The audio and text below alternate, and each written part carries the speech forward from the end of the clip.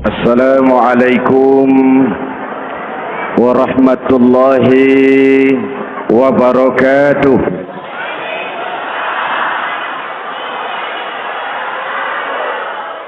Alhamdulillahi wahdah,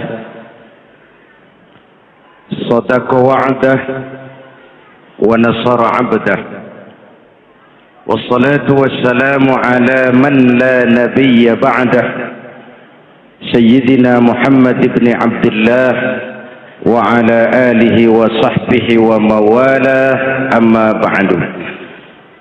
Saudara-saudara kaum muslimin yang saya cintai, perjalanan waktu telah mengantarkan kita memasuki Ramadan.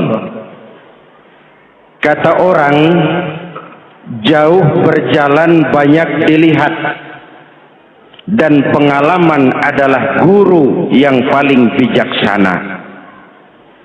Kalau ibadah Ramadan kita berhasil, maka kita yang malam ini pasti bukan kita sebulan yang lalu.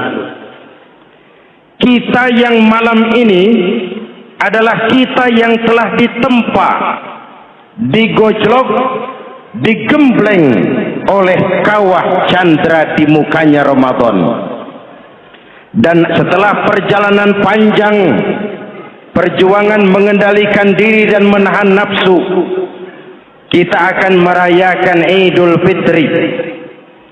Apa yang harus kita laksanakan? Malam ini saya ingin sampaikan ayat 186 surah Al-Baqarah, di mana Allah menuntun kita. Pertama, walitukmilul iddata, hendaknya engkau sempurnakan jumlah bilangan hari puasamu. Puasa sebulan penuh, bisa 29, bisa 30 hari. Yang bisa ru'yat, punya persyaratan mampu ru'yat, silahkan ru'yat. Yang tidak mampu, ikut yang aman saja, dengerin pengumuman pemerintah, cari amannya saja. Sempurnakan jumlah bilangan hari puasamu. Sebab apa? Puasa itu macam-macam. Ada yang puasa model beduk, depan rapat, belakangnya kosong, cuman pembukaan. Ada juga yang pembukaan, pertengahan, dan penutupan. Ada juga yang penutupan saja, mau dapat Lailatul Qadar.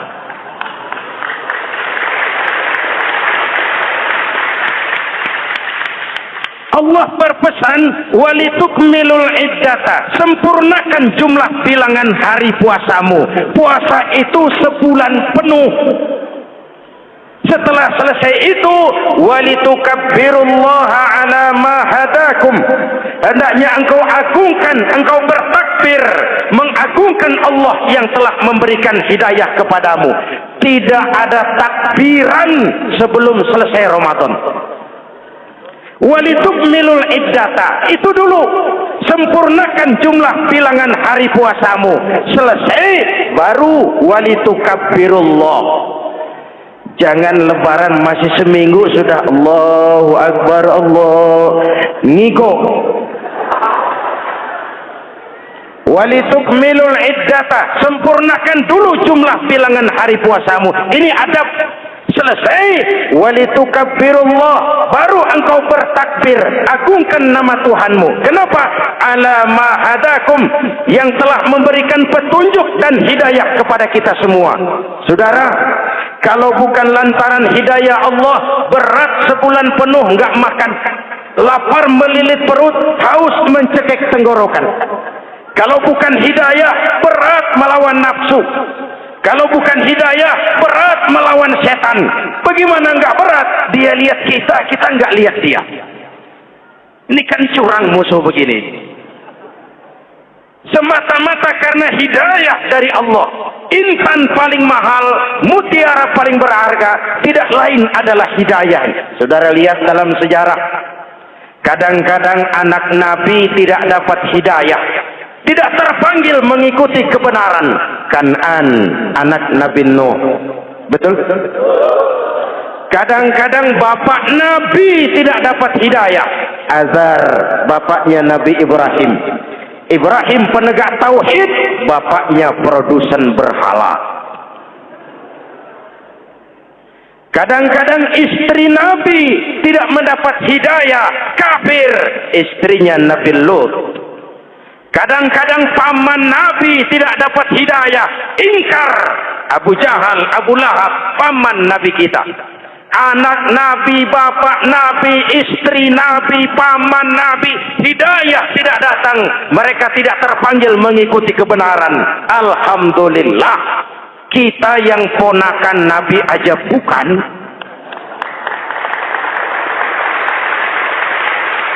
Kita diberikan hidayah. Dengan bekal hidayah itulah kita masuki nuansa Ramadan. Berjuang melawan nafsu, membina takwa, melatih ridha, dengan lapar melilit perut, dengan haus mencekik tenggorokan.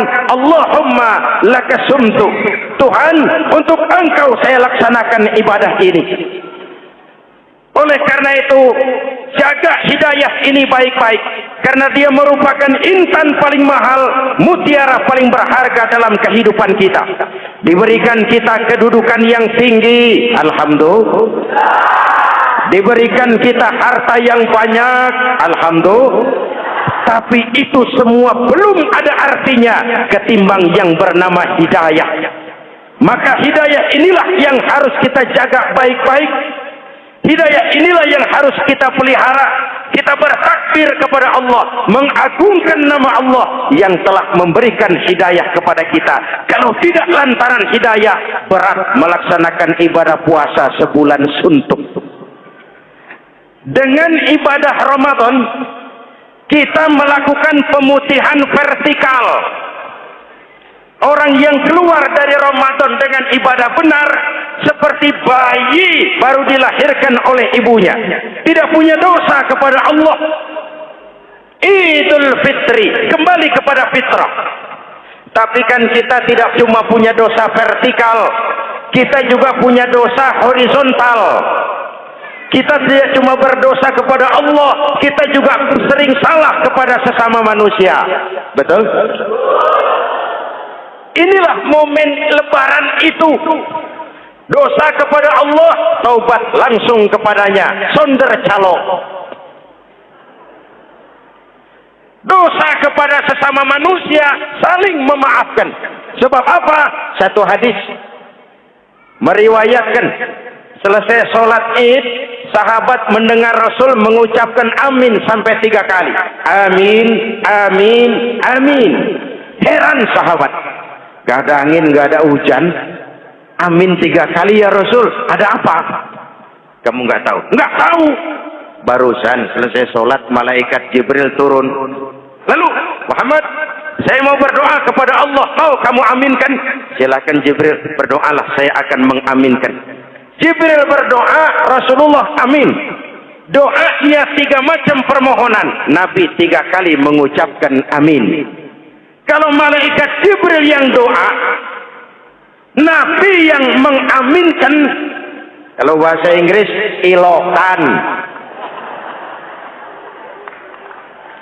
Ilokan nih doa meleset. Apa iya? Ma iya? Apa doanya? Pertama, ya Allah, hari ini 1 Syawal, doa malaikat Jibril, saya mohon kepadamu, jangan engkau terima puasa dan ibadahnya anak yang durhaka kepada ibu bapaknya. Rasulullah mengucapkan amin.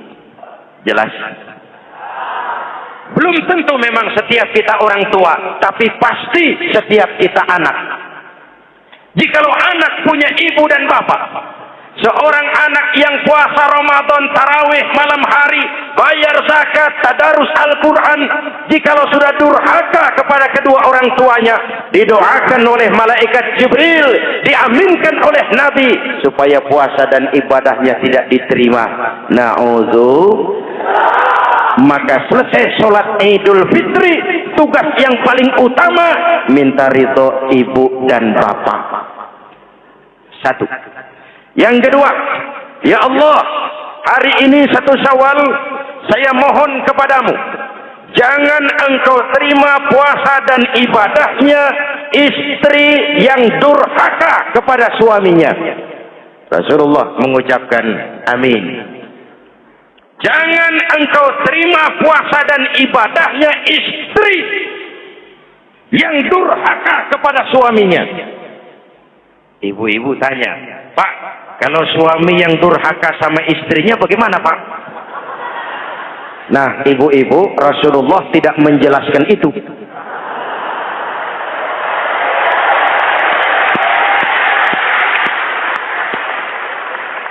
Ya bukannya mau menang sendiri, memang hadisnya nggak sampai ke situ. Cuma nanti di akhirat yang akan disidang habis-habisan, dimintai pertanggungan jawab tentang rumah tangganya adalah suami, bukan istri. Nah, istri itu swarga manut, neraka katut.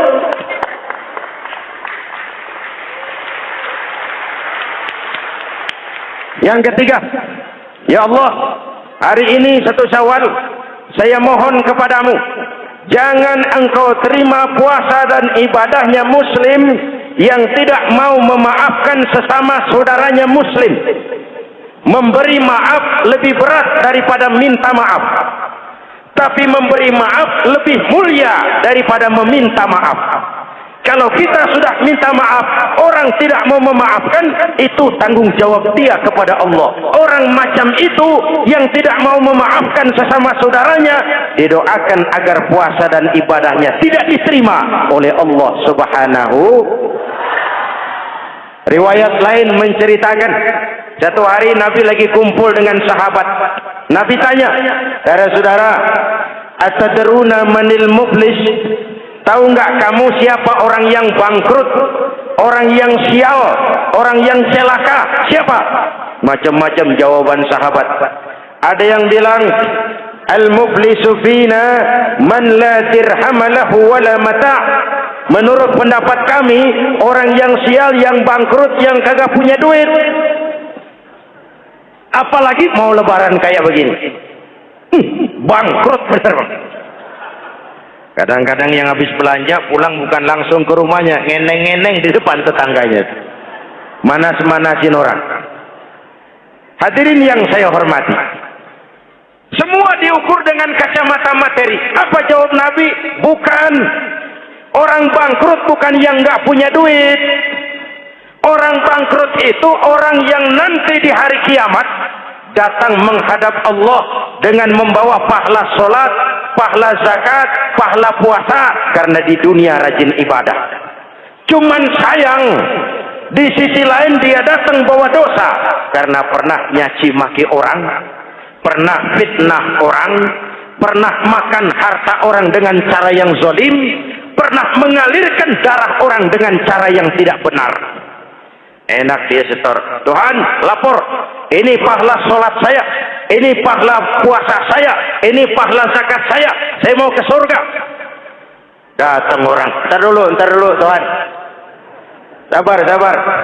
Ini orang memang di dunia rajin puasa, tapi saya pernah dicaci maki, lidahnya kotor, omongannya tajam, hancur hati saya oleh ucapannya. Panggil, sini Mas. Benar ini orang pernah kamu caci maki, kamu lontarkan kata-kata pedih dan kotor kasar. Iya, siniin pahala sholatmu, kasihin orang yang kau caci maki. Kasihin. Selesai. Berangkat lagi, datang lagi orang. Sebentar Tuhan. Dia memang di dunia bayar zakat, tapi dia pernah makan harta orang dengan cara yang zalim, makan harta yatim. Jadi pengurus yatim yang lapar, pengurusnya yang pada kenyang.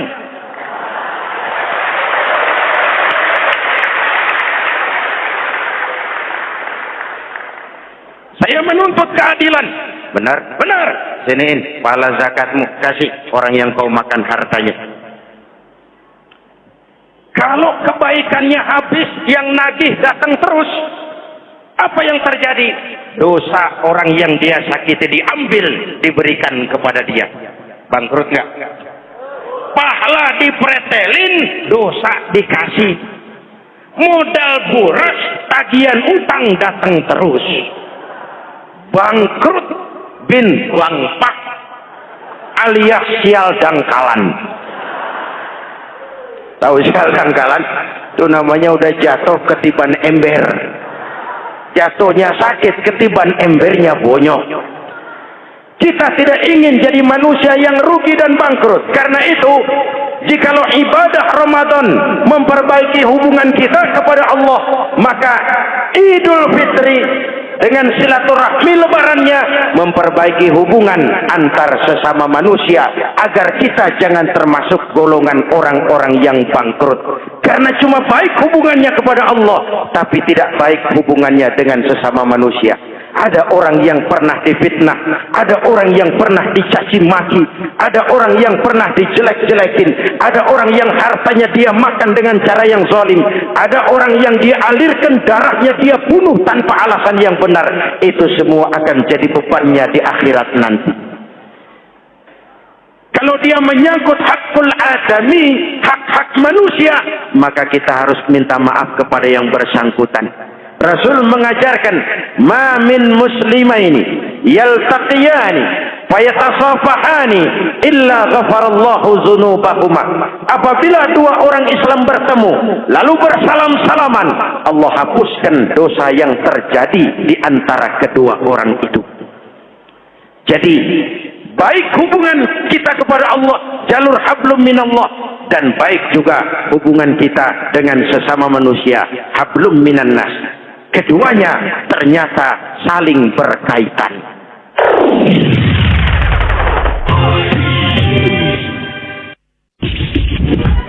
Ladies and gentlemen, it's a CJ's demo from the Integral CJ's Management. Saudara hadirin yang saya cintai, dengan begitu kita berusaha memperbaiki hablum minallah dan sisi lain hablum minan nas, agar kita tidak menjadi orang yang bangkrut di akhirat nanti. Bapak, Ibu, saudara-saudara kaum muslimin yang berbahagia, memanfaatkan momentum Idul Fitri dalam kondisi negara kita sekarang ini. Indonesia kita ini kan masih sakit, betul? Multi krisis. Mula-mula kita ini kena krisis moneter. Rupiah anjlok, dolar naik ke langit.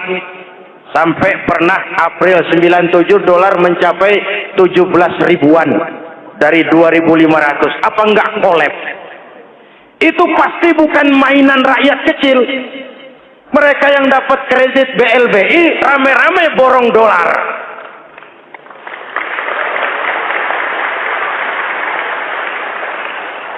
Kita mah bocah kampung boro-boro borong dolar, ngeliat juga tumben.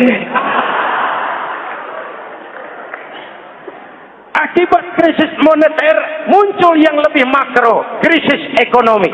Perusahaan besar ambruk, konglomerat terpuruk, PHK di mana-mana, pengangguran meningkat, kriminal meningkat. Seiring dengan itu muncul yang lebih parah, krisis kepercayaan.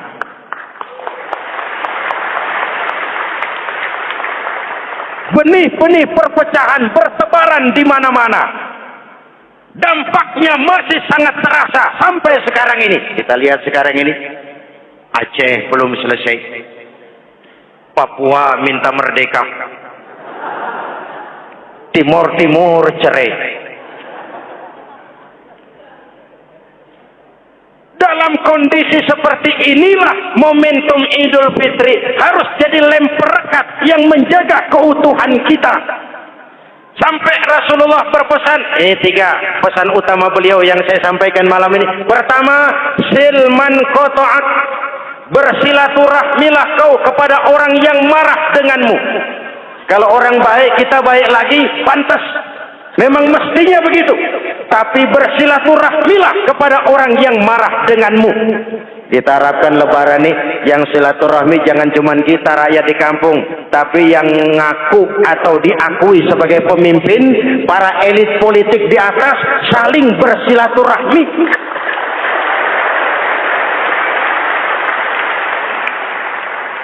Kalau mereka rukun di atas, kita di bawah ngelihatnya enak. Betul? Tidak ada orang akan di atas kalau tidak disokong dari bawah. Kita ini seperti rumah, walaupun genteng di atas, nggak boleh genteng ngomong seenaknya. Genteng ngomong sama tiang, saudara tiang, kamu enak, saya setengah mati. Hujan kehujanan, panas kepanasan. Kadang-kadang anak-anak nakal saya disambitin. Kata genteng, yang jadi tiang ngomong, teng. Kata tiang, ngomong jangan sembarangan, teng. Kamu kira kamu bisa nongkrong di atas, itu gara-gara siapa, teng? Kan saya sokong dari bawah, kata tiang. Kalau saya miring, kamu ambruk, teng. Kamu jadi pejabat tinggi, kamu jadi anggota DPR, kamu jadi anggota MPR, kami rakyat yang angkat.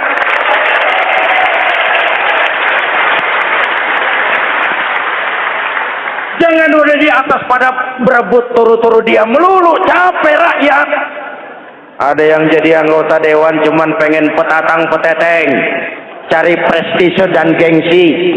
Ada yang cuma jadi trompet kekuasaan, pokoknya apa kata kekuasaan akur, setuju. Kekuasaan bilang, saudara-saudara, bumi ini lonjong, lonjong. Lalu rakyat dapat apa dari wakil kayak begitu? Inilah momentum Idul Fitri. Mari kita manfaatkan silaturahmi. Jangan mewarisi sifat dendam, karena dendam tidak akan menyelesaikan persoalan.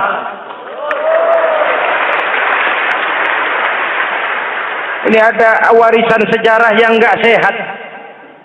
Di zaman Bung Karno, sampai Bung Karno jadi presiden seumur hidup, Bung Karno dikenal sebagai tokoh revolusioner. Nggak sepaham sama Bung Karno, cepat-cepat dianggap ini kontra revolusi. PKI berontak, Bung Karno jatuh, muncul Orde Baru. Bung Karno disebut Orde Lama. Yang nggak cocok sama Orde Baru, wah itu orang Orde Lama. Lalu reformasi, Orde Baru lengser, jadi lagi alat yang nggak cocok sama golongannya. Wah, itu orang Orde Baru. Kapan selesai urusan? Kalau kita terjebak dengan budaya dendam, naik ini, babat itu, naik itu, sikat ini, kapan mau selesai? Rasulullah lahir di Mekah, perjuangannya dihambat, dicaci maki, dilontari kotoran onta, sahabatnya dibantai, diancam mau dibunuh, hijrah ke Madinah. Setelah di Madinah jadi besar, tentaranya kuat, pengikutnya banyak, pasukannya hebat. Satu saat beliau masuk kembali ke kota Mekah dengan kekuatan full, tentara yang gagah, Quraisy pucar kacir. Ini nih Muhammad yang dulu kita caci maki, yang dulu kita ancam mau kita bunuh, yang kita usir, sekarang dia masuk dengan tentaranya yang hebat. Kalau dia menuntut balas, habis kita sekarang ini. Apa jawab Nabi? Beliau turun dari punggung onta, lalu pidato dengan tawatu. Saudara-saudara, al-yauma yaumul marhamah. Ini hari yang penuh kasih sayang. Walaupun dulu kau usir aku dari sini, kau sambiti aku, kau bantai pengikutku, aku datang bukan membalas dendam. Ini hari yang penuh kasih sayang. Tidak akan ada pertumpahan darah. Yang masuk Masjidil Haram aman, yang masuk rumah Abu Sufyan aman. Dihormatinya ketokohan Abu Sufyan di depan pengikutnya. Ini akhlak. Kenapa orang macam Mandela lebih bisa mencontoh Rasul daripada kita?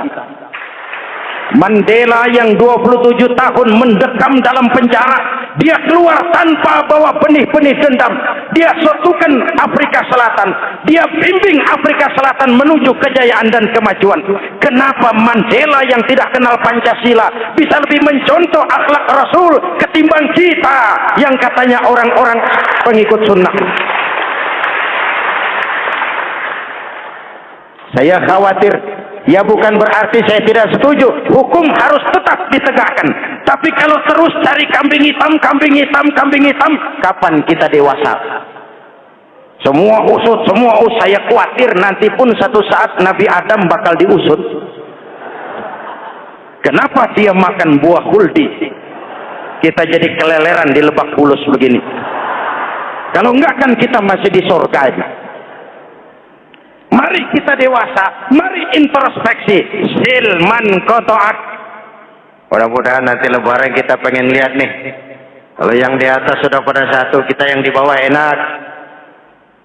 Tapi kalau memang pada ribut juga, kita yang di bawah jangan ikut-ikutan. Nonton aja nonton. Giliran rame tepuk tangan. Oh, namanya elit susah ditebak. Ini hari dia berebut beda pendapat, ntar malam dia makan bareng. Kita di bawah udah kedongan ngasa golok. Kan berapa urusan? Sekarang udah nggak zamannya ngerahin masa. Sekarang adu argumen, biar rakyat tentukan mana yang lebih pantas. Hadirin yang saya hormati, silman qata'ak, bersilaturahmilah kepada orang yang marah denganmu. Momentum Idul Fitri harus meredam keberingasan, harus mencuatkan semangat persatuan dan kesatuan. Udah capek kita diobok-obok. Yang kedua, wa'ati man haramak. Ini masalah kepedulian. Berikan orang yang bakhil kepadamu, sampai orang yang pelit pun kasih. Kepedulian. Banyak anak-anak yatim kita, janda-janda tua. Kalau yang muda sih nggak usah dipikirin. Dewan penyantunnya udah banyak aja. Orang-orang jompo. Mungkin baju kita sudah kurang berharga di lemari kita, tapi sangat berharga ketika kita berikan kepada orang lain. Berbagi rasa. Jangan ada yang lapar di samping yang senyum. Jangan ada yang menangis di samping yang tertawa. Hadirin, yang ketiga, wa'fu amman zalamak. Maafkan orang yang berlaku zalim kepada dirimu. Maafkan orang yang berlaku zalim. Jangan mewarisi sifat dendam, karena Ramadan sudah melatih kita. Tidak akan menyelesaikan persoalan.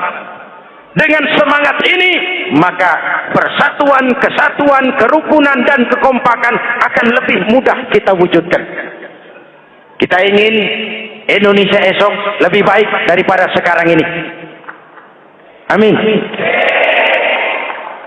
Dan tentu saja kita berharap banyak dari para pemimpin-pemimpin kita. Semoga lebih bersikap sebagai negarawan, bukan hanya sebagai politisi.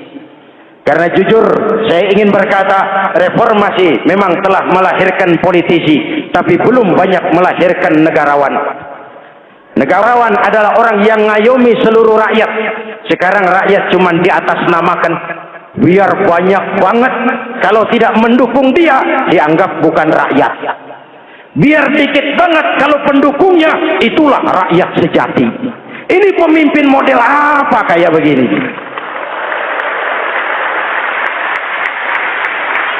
Ini kan mengkamuflase rakyat namanya. Oleh karena itu, mari sama-sama kita baca Fatihah.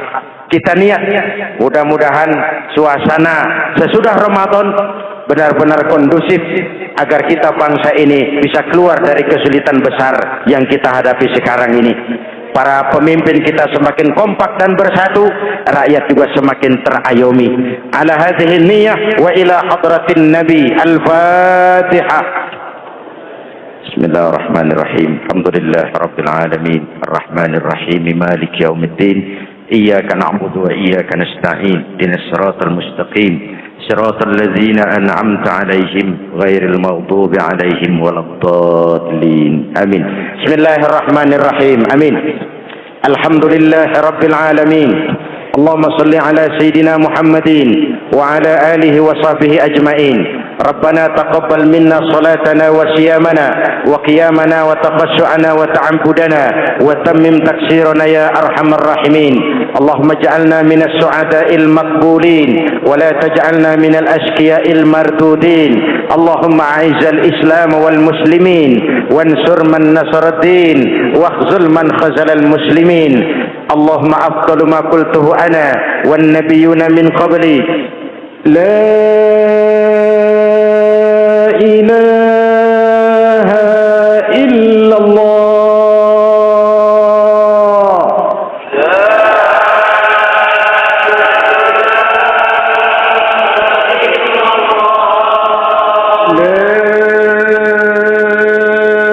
إله إلا الله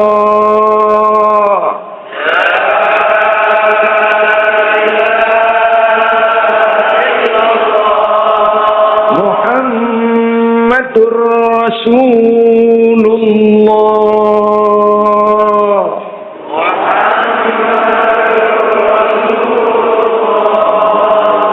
كلمة حق عليها نحيا وعليها نموت وعليها نبعث إن شاء الله من الآمنين برحمتك يا أرحم الراحمين.